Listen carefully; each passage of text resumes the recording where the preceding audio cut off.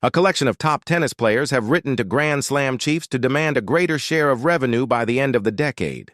It is the second letter to be written in a matter of months, with Novak Djokovic among the signatories of another which was sent in April. It called for more prize money and a greater say in what players called decisions that directly impact us.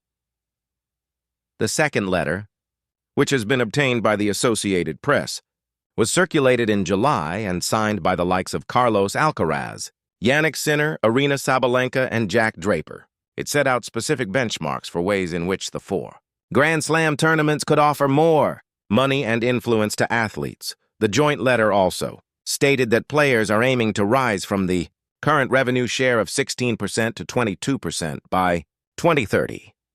Contributions to pension, health, and maternity benefits would go from 0 to 12 million, 8.9 meters annually by that same year.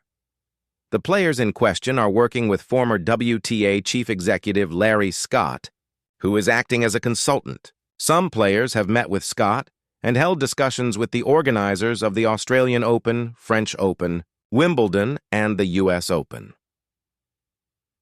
All four tournaments were asked to reply to the letter by the end of July, and they all did. The response from the USTA, which organizes the US Open, was signed by interim chief executive Brian Vahali and recently departed tournament director Stacey Allister.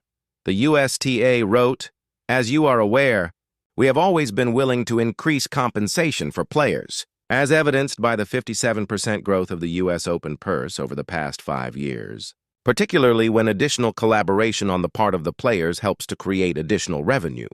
For example, this year's significant increase in compensation to 90 million, 66.8, reflects the addition of an extra day to the main draw singles competition and the resulting contribution made by players.